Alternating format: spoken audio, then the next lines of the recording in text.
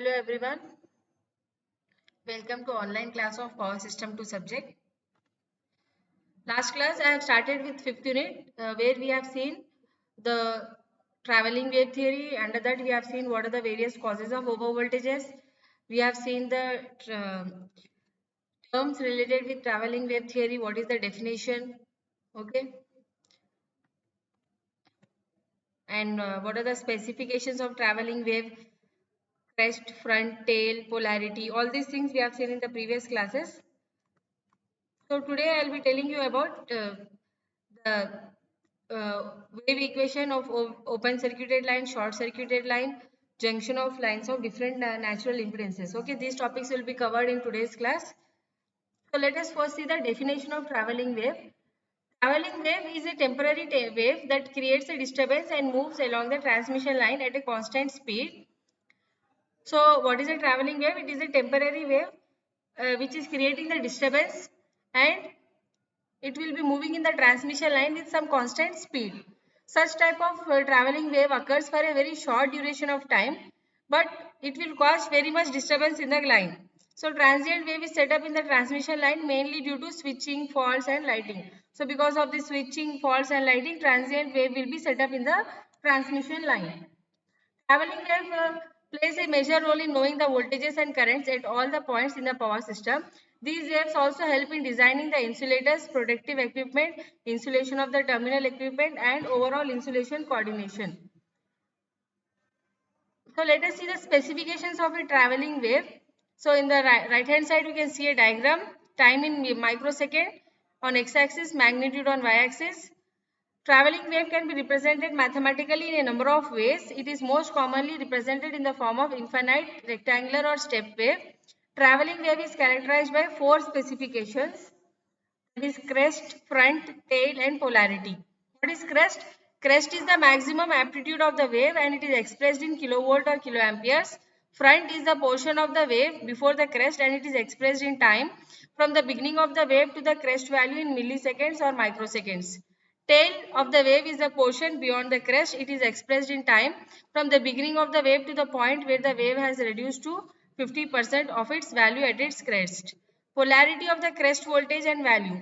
If a positive wave of 500 kilovolt crest 1 microsecond front and 25 microsecond tail will be presented as plus 500 by 1.0 by 25.0. Now let us see the traveling wave on transmission line. Transmission line is a distributed parameter circuit and it supports the wave of the voltage and current. Circuit with distributed parameter has a finite velocity of electromagnetic field propagation. So the parameters like resistors, inductors and capacitors are distributed in the entire traveling wave or in the transmission line. The switching and lighting operation on such type of circuit do not occur simultaneously at all points of the circuit, but they will spread out in the form of traveling waves and surges. When a transmission line is suddenly connected to a voltage source by the closing of a switch, whole of the line is not energized at once, that is voltage does not appear instantaneously at the other end because of presence of distributed constant that is inductance and capacitors in a loss-free line.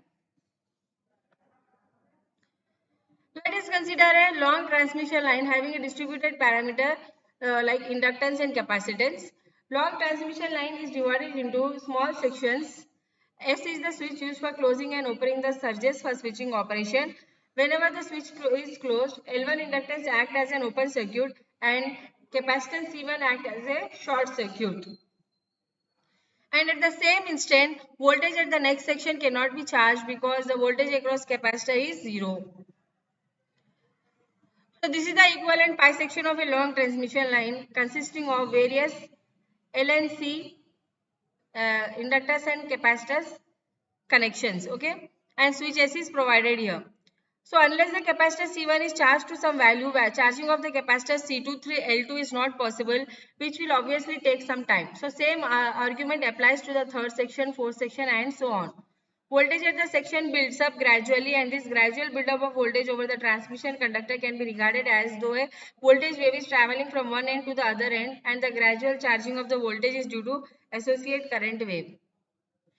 Current wave which is accompanied by voltage wave steps up a magnetic field in the surrounding space. At junctions and terminals, these waves will undergo reflection and refraction. So network has a large line and junction. The number of traveling waves initiated by a single incident wave and will increase at a considerable rate as the wave split and multiple reflections will take place. Total energy of the resultant wave cannot exceed the energy of the incident wave.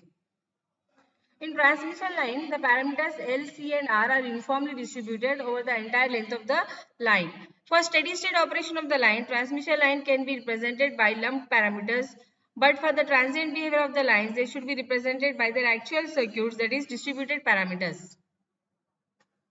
Okay, because we are studying the transient behavior, we are representing the transmission line by the distributed parameters. But whereas for steady state operation of the line, transmission lines can be represented by lumped parameters. For a 50 Hz supply and short transmission line, the sending end current equals the receiving end current and the change in voltage from sending end to receiving end is smooth. And this is not so when transmission line is subjected to a transient. This is the diagram showing long transmission line and its equivalent bisection of a long transmission line. Okay, so first diagram is only the showing the long transmission line where the voltage is applied, switch is there, here switch can be opened and closed and load will be applied. And this is the equivalent bisection diagram, combination of LNCs with a switch and a load. So to understand the traveling wave phenomena, we are considering the diagram as for a long transmission line. Line is assumed to be lossless here. Let Lnc be the inductance and capacitance respectively per unit length of the line. Line has been represented by a number of Lnc pi sections as shown in the diagram. So Lnc pi section diagram we have seen here. Closing of the switch is similar to opening the valve at the end of a channel, thereby admitting water to the channel from some reservoir behind. When the valve is opened, channel does not get filled up instantaneously. We observe the water advancing down the channel. At any instant, channel ahead of the wavefront is dry, while that behind is filled with water to the capacity. Similarly, when the switch S is closed, voltage does not appear instantaneously at the other end. So whenever switch S is closed, inductance L1 is acting as open circuit, capacitor C1 is acting as a short circuit. At the same instant, next section cannot be charged because voltage across capacitor C1 is 0. So unless the capacitor C1 is charged to some value, whatsoever it can be, charging of the capacitor C2 through L2 is not possible, which will take some finite time. So same argument applies to the third section, fourth section and so on. So we see that voltage at the successive sections builds up gradually. This gradual build-up of voltage over the transmission line conductors can be regarded as though a voltage wave is traveling from one end to the other end, and the gradual charging of the capacitance is due to the associated current wave. So now we are designed to find out expressions for the relation between the voltage and the current waves traveling over the transmission lines and their velocity of propagation. Suppose that the wave after time t has traveled through a distance x. Since we have assumed lossless lines, whatever is the value of voltage and current waves at the start, they remain same throughout the travel. Consider a distance dx which is traveled by the waves in time dt. Electrostatic flux is associated with the voltage wave and electromagnetic flux with the current wave. So electrostatic flux, which is equal to the charge between the conductors of the line up to a distance x, is given as Q is equal to Vcx. Okay. So we are considering at distance dx traveled by the waves in time dt. Electrostatic flux is associated with voltage wave. Electromagnetic flux is associated with current wave. And electrostatic flux, which is equal to charge between the conductors of the line traveling up to a distance x, is given as Q is equal to V into Cx. So current in the conductor is determined by the rate at which the charge flows into and out of the line. Now I will be equal to dq by dt. We know the value of q, it is Vcx. So Vc is common here, dx by dt. So just now we have seen here Vcx, q is equal to Vcx. So we are doing dq by dt. So it will become Vc into dx by dt. So dx by dt is the velocity of the traveling wave over the line conductor and this is represented by v. Then I will be equal to Vc into v, small v. This dx by dt is velocity of the traveling wave. So we are representing it by small v. Capital V is voltage. Okay. So similarly, electromagnetic flux linkages created around the conductors due to the current flowing in them up to a distance of x is given by psi equal to I into Lx. So this is the flux, electromagnetic flux linkages equal to I into Lx. Voltage is the rate at which the flux linkages link around the conductor. V is equal to IL into dx by dt, that is IL V, because dx by dt is small v velocity. Now dividing these two equations, V by I. V by I, if you divide ILV divided by VCV, so we will get I by V into L by C. Or V square by I square is equal to L by C, or V by I equal to root of L by C. So this root L by C can be written as Zn. So expression is a ratio of voltage to current which has a dimension of impedance, and it is therefore designated as surge impedance of the line. So this Zn is nothing but surge impedance of the line. It is also called as natural impedance because this impedance has nothing to do with the load impedance. So it is purely a characteristic of the transmission line. The value of this impedance is about 400 ohms for overhead transmission line and 40 ohms for cables. Now what we have done earlier, we have divided the equations V by I. Now we are multiplying these equations V into I. V into I equal to VCV into ILV, that is equal to VILC V square. V square is equal to 1 by LC. VI gets cancelled. So V square will become 1 by LC. V is equal to 1 by root LC. So expression for Lnc for overhead lines is L is equal to 2 into 10 power minus 3 log d by r h by meter. C equal to 2 pi epsilon by log d by r f by meter. Substituting these values in equation 7. This 7 equation.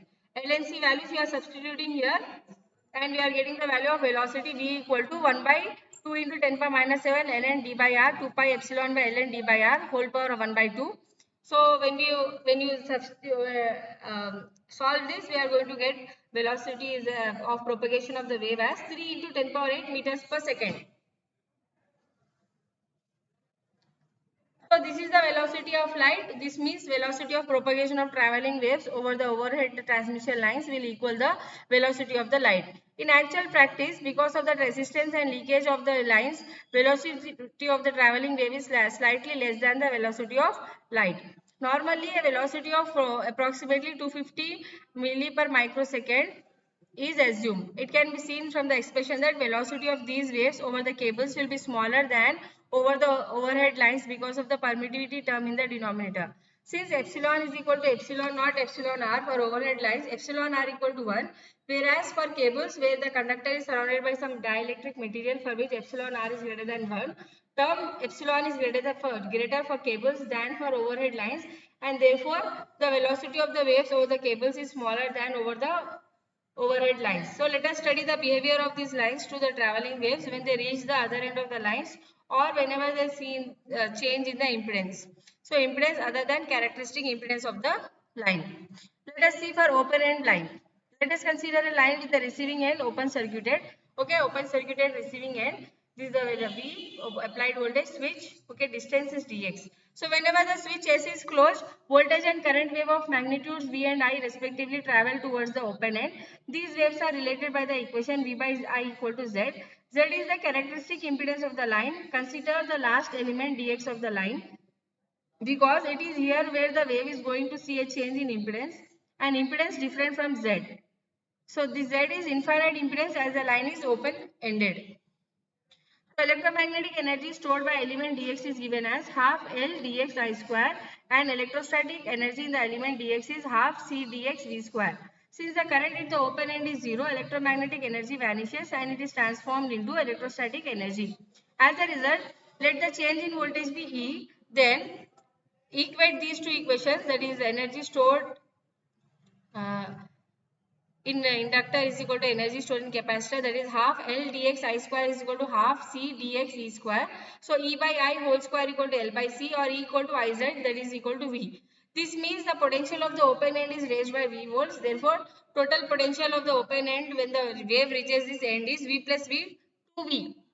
So wave starts traveling over the line when the switch S is closed.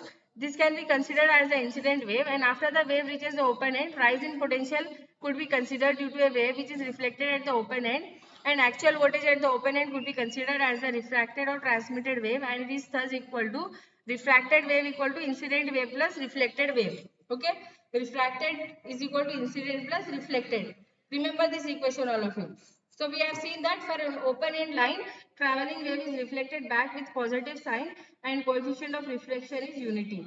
So let us now see about the current wave. As soon as the incident current wave I reaches the open end, current at the open end is 0, and this can be explained by saying that a current wave of I magnitude travels back over the transmission lines. So for a open end line, current wave is reflected with negative sign and coefficient of reflection is unity. Variation of current and voltage waves over the line is explained in this figure. So this is the variation of voltage and current in an open-ended line. This is for voltage and this is for current.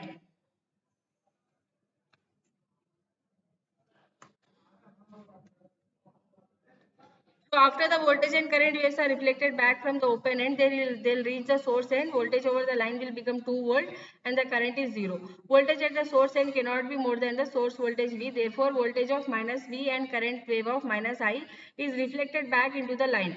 So it can be seen that after the waves have traveled through a distance of 1 L, where L is the length of the line, they could have wiped out both the current and voltage waves, leaving the line momentarily in its original state. So cycle will repeat itself. Let us now see the short circuited line. So in short circuited line, receiving end will be short circuited as shown in the figure. So let us consider the line with receiving end short circuited.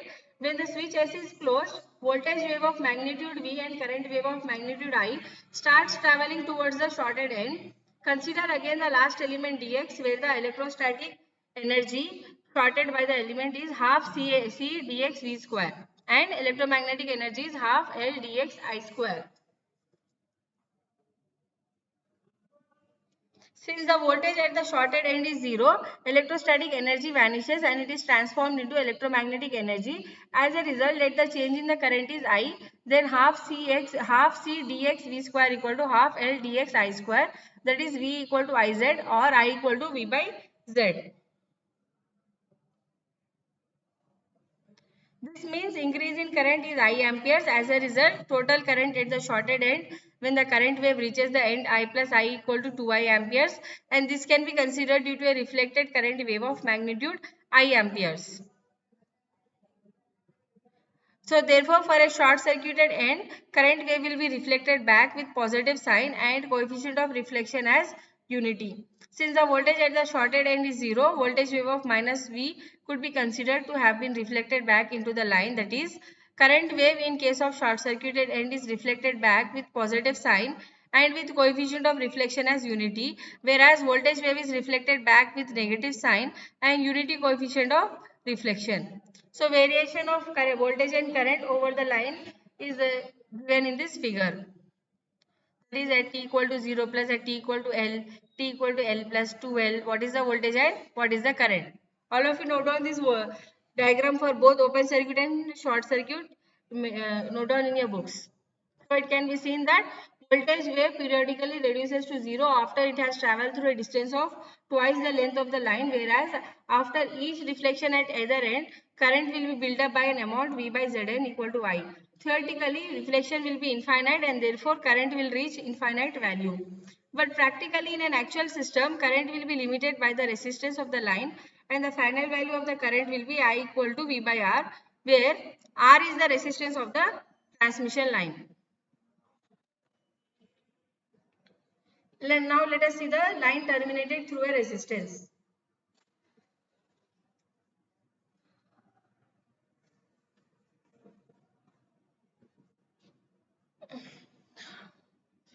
Let Z be the surge impedance of the line terminated through a resistance. So it can be seen in the previous section that whatever be the value of terminating impedance, whether it is open or short circuited, one of the two voltage or current waves will be reflected back with the negative sign. Also, since the reflected wave travels along the overhead line or over the line along which the incident wave travelled, therefore the following relation holds good for reflected voltage and current waves. I dash is equal to minus V dash by Z, where V dash and I dash are the reflected voltage and current waves. Also, refracted or transmitted wave equal to incident wave plus reflected wave. Now, V double dash and I double dash be the refracted voltage and current waves into the resistor R when the incident waves V and I reach the resistance R. Following relations will hold good. I equal to V by Z or I dash is equal to minus V dash by Z or I double dash is equal to V double dash by R. Since I double dash is equal to I plus I dash and V double dash is equal to V plus V dash, using these relations we have V double dash by R equal to V by Z minus V dash by Z. So V by Z minus V, in place of V dash we are writing V double dash minus V by Z. So it will become 2V by Z minus V double dash by Z.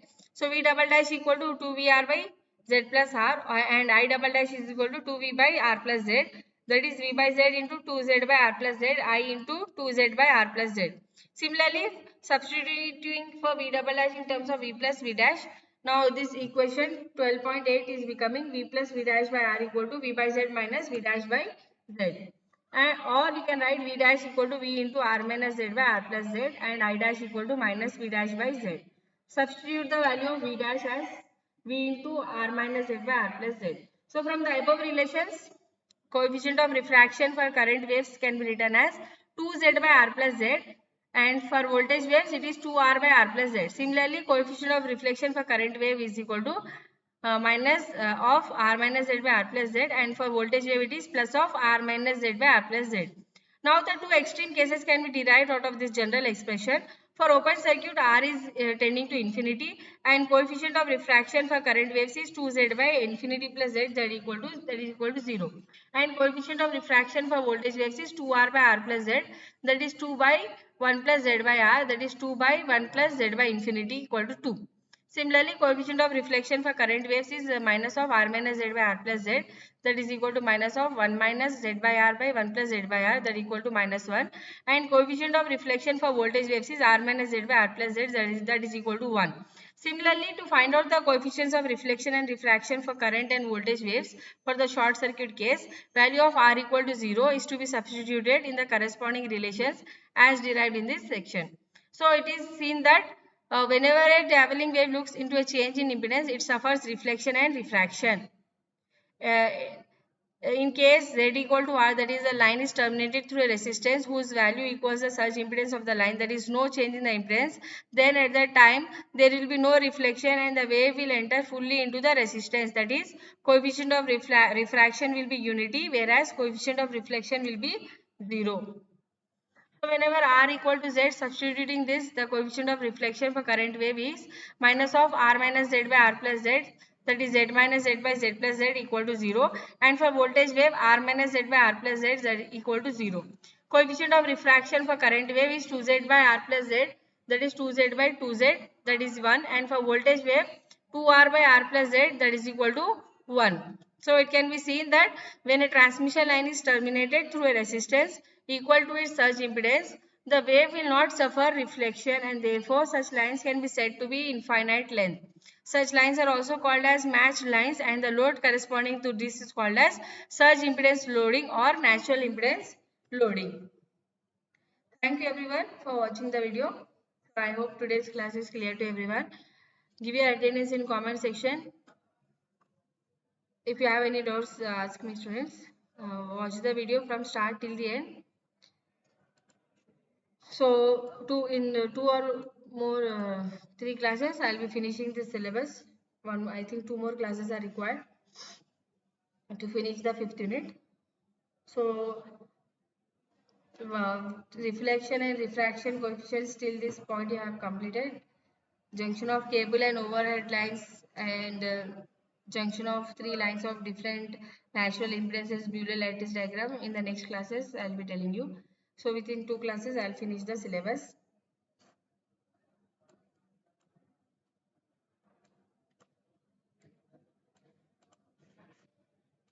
So meanwhile students, you go through all the previous year's papers, study whatever questions are given in the mid exams. Okay, be perfect with those questions. Don't leave any unit, or study all 5 units and especially practice the problems from 2nd, 3rd units. Numericals are very important. They will come in LAQs. So do practice all the numericals. Follow this textbook Power Systems by C.L. Vadwa. This is the prescribed book in the syllabus. Follow this standard textbook. Okay. Give your attendance in comment section. If any doubts, you can ask me students. Thank you everyone for watching the video.